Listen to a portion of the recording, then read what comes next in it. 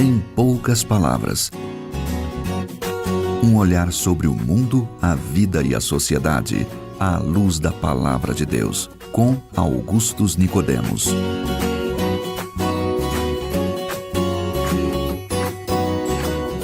Olá, queridos ouvintes, estamos com muita alegria iniciando hoje, nesta emissora, o nosso programa Em Poucas Palavras da Primeira Igreja Presbiteriana de Goiânia. Trata-se de um programa que vai procurar examinar assuntos da atualidade relacionados com a sua vida, a de sua família, as relações da sociedade com o mundo e sobre como nós podemos entender essas questões olhando para a Bíblia, a fim de encontrar respostas que sejam verdadeiras e assim te ajudar na descoberta do que Deus deseja para você. Eu sou Natsan Matias, apresentador desse programa, e junto comigo está o pastor Augustus Nicodemos, comentarista do programa e pastor da Igreja Presbiteriana de Goiânia. Boa noite, pastor Augustus. Boa noite, Natsan, e aproveito também para saudar os nossos ouvintes e dizer aí da nossa alegria em poder iniciar esse programa que eu tenho certeza vai abençoar a vida de todos vocês. Vamos lá, então, ao tema do programa de hoje. Bem, no Brasil percebemos uma imensa multiplicação de igrejas denominadas cristãs, com nomes diferentes, maneiras diferentes de enxergar e interpretar a Bíblia, usos e costumes diferentes, pastor, jeito de falar diferente uma das outras, de vestir, enfim. E você, ouvinte, certamente vê no seu bairro uma, duas, ou dependendo do tamanho do bairro, 3 dezenas de igrejas diferentes, quase que de frente uma para outra. E sobre essa profusão de igrejas que nós queremos falar nesse programa de hoje, pastor Augustus, diante da realidade de tantas igrejas que se dizem cristãs ou evangélicas, como é que nós podemos saber qual é a igreja verdadeira?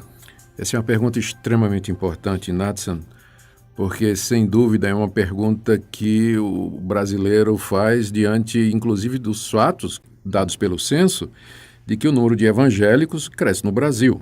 Aliás, no Brasil, o número de evangélicos está crescendo mais do que em muitos outros países, a ponto de chamar a atenção da comunidade internacional. Esse é um fenômeno que a gente verifica. Aliás, inclusive esse ano eu vou participar de um evento nos Estados Unidos e me deram a oportunidade de falar num workshop lá e eles querem exatamente que eu fale sobre essa questão, de fato, o crescimento dos evangélicos no Brasil e o que é que isso representa.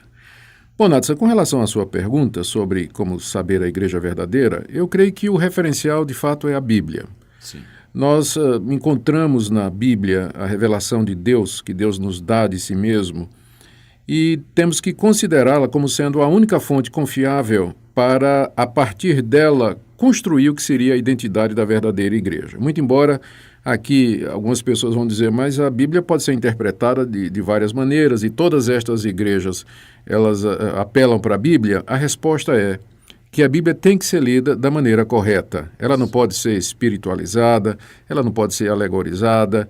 Nós temos que ler a Bíblia como um texto, e um texto se sujeita às regras normais de interpretação. O sentido geralmente é o sentido simples, ele é dado pelo contexto, ela tem que ser analisada no seu todo. Você não pode pegar uma passagem isolada, você tem que comparar essa passagem com outras passagens e assim construir o sentido da Bíblia e o seu significado. E quando a gente faz isso, a gente percebe que, de acordo com a Bíblia, uma igreja, para ser considerada cristã, ela tem que, primeiro, crer e confessar que Jesus Cristo é o Filho de Deus, que ele nasceu de uma virgem, que ele morreu pelos nossos pecados, que ressuscitou ao 3º dia, que subiu aos céus, que a salvação nos é dada gratuitamente por Deus mediante a fé no seu sacrifício e na sua ressurreição, que nós somos pecadores, incapazes e indignos do perdão de Deus, impotentes para resolver o nosso estado. O pecado nos afasta de Deus, nos torna devedores de Deus,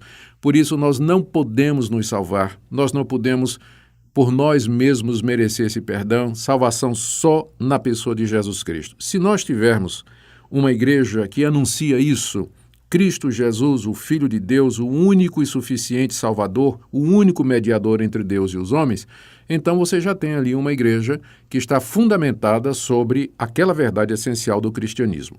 Soma-se a isso algumas outras características que são decorrentes. Uma igreja verdadeira, ela vai anunciar a palavra de Cristo, ela vai ensinar os valores de Cristo, ela vai querer que os seus adeptos sigam aquilo que Jesus Cristo ensinou. Então ela vai enfocar o ensino, ela vai enfocar o discipulado, ela vai procurar tratar das necessidades pessoais e diárias daquelas pessoas que professam fé em Jesus Cristo. E aqui entra uma questão muito interessante, que é a questão do dinheiro, que é o ponto que é levantado hoje em dia, inclusive pela mídia secular, contra as igrejas evangélicas. E eu quero fazer coro também. Igrejas evangélicas, elas, ou qualquer igreja, ela precisa de recursos para poder funcionar como instituição. Então, num certo sentido, você vai encontrar isso na própria Bíblia, quando Jesus Cristo disse aos seus discípulos que eles vivessem do Evangelho, ele está se referindo aos apóstolos, aos líderes da igreja original, e que eles, onde entrassem numa casa, comessem do que fosse oferecido e vivessem, enfim, da caridade e da boa vontade do povo. Então, há necessidade de falar sobre essa questão. Uma pessoa que foi alcançada pela graça de Deus, que foi perdoada gratuitamente por Deus, salva pela fé em Jesus Cristo, ela vai querer demonstrar a gratidão dela a Deus e contribuição financeira faz parte dessa gratidão. O grande problema, Natson, é que hoje existem igrejas se chamando de evangélicas e usando essa parte aí como sendo o carro-chefe da sua estrutura e do seu ministério. Igrejas que são construídas em cima da exploração da fé das pessoas, que propõem pactos com Deus, que propõem barganhas com Deus, do tipo assim, se você fizer sacrifício, se você der a sua contribuição, Deus vai lhe retribuir em dobro, a sua contribuição é como a semente que você planta, Deus vai fazer você prosperar. Enfim, aquela mensagem que constitui a verdadeira igreja, que eu disse no começo, que é a morte e a ressurreição de Cristo, o Filho de Deus, para nossa redenção e perdão, ela acaba sendo substituída por uma pregação a respeito de vitória, prosperidade financeira, sucesso na vida, cura e resolução dos problemas e das doenças.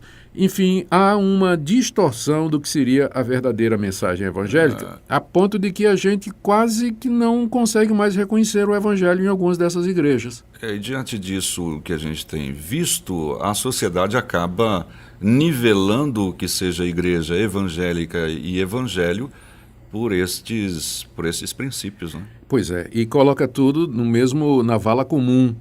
Mas a verdade é que entre as igrejas que se dizem evangélicas existem o que nós chamamos de seitas evangélicas, que se elas usam o linguajar evangélico, a Bíblia evangélica, ou a Bíblia que é a mesma, né, dos católicos e dos protestantes, a Bíblia cristã, que usam os hinos, os cânticos evangélicos, mas com o objetivo de pregar prosperidade e exigir do povo, determinar ao povo que para se reconciliar com Deus ou para ser abençoado com Deus, eles têm que dar o que tem e o que não tem.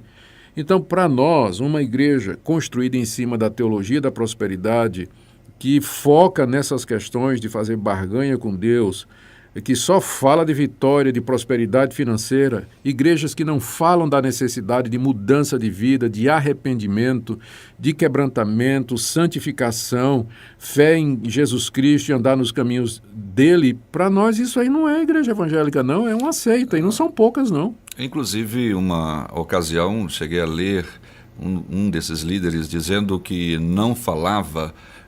que ele não falava sobre pecado, sobre sacrifício, porque isso era coisa de fracassado.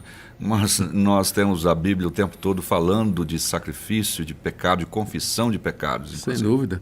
Veja só, o próprio nome evangelho, que é a origem do termo igreja evangélica é aquela igreja que prega o evangelho. O próprio nome evangelho significa, na língua grega, boa notícia ou boas novas.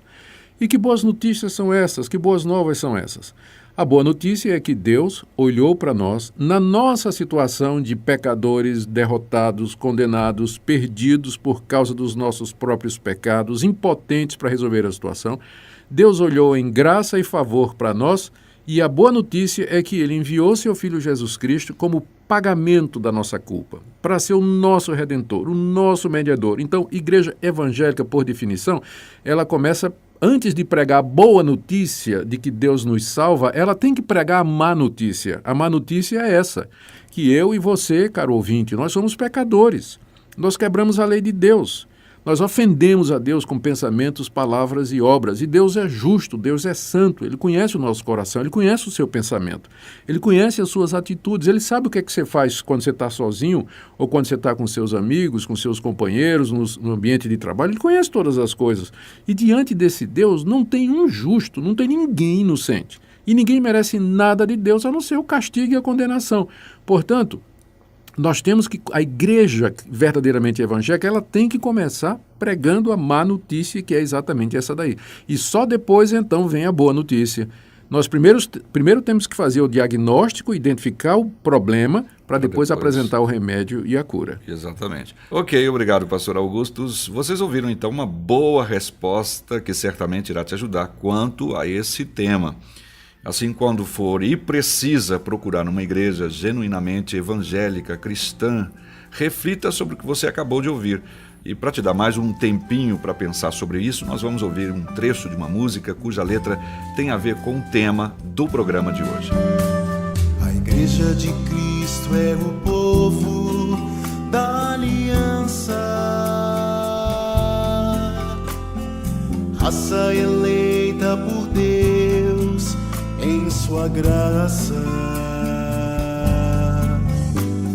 santa nação e reino de sacerdotes, povo exclusivo de Deus, povo chamado a pregar, glorificar a Jesus por toda a vida.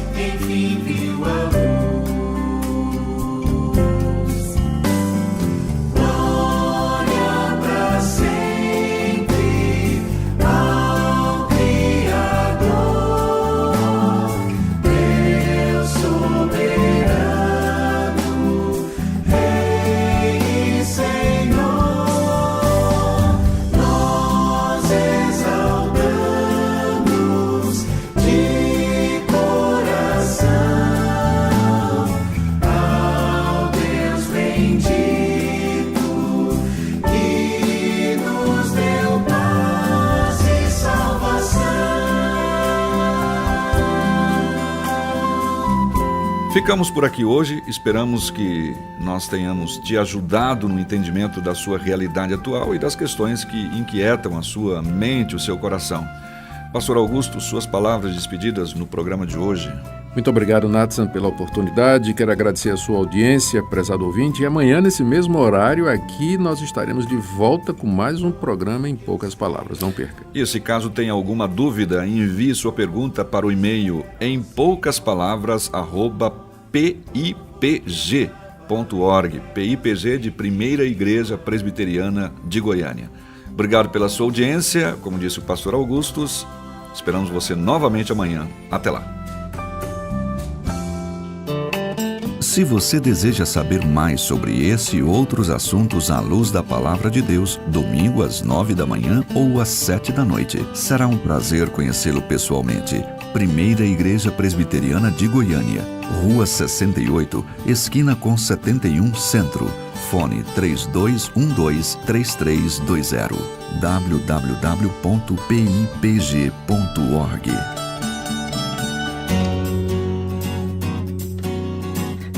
Em poucas palavras. Um olhar sobre o mundo, a vida e a sociedade, à luz da Palavra de Deus. Apresentação Nathan Matias. Comentário Augustus Nicodemos. Um programa da Primeira Igreja Presbiteriana de Goiânia, Rua 68, esquina com 71 Centro. Visite o nosso site www.pipg.org. Apoio Seminário Presbiteriano Brasil Central, Goiânia.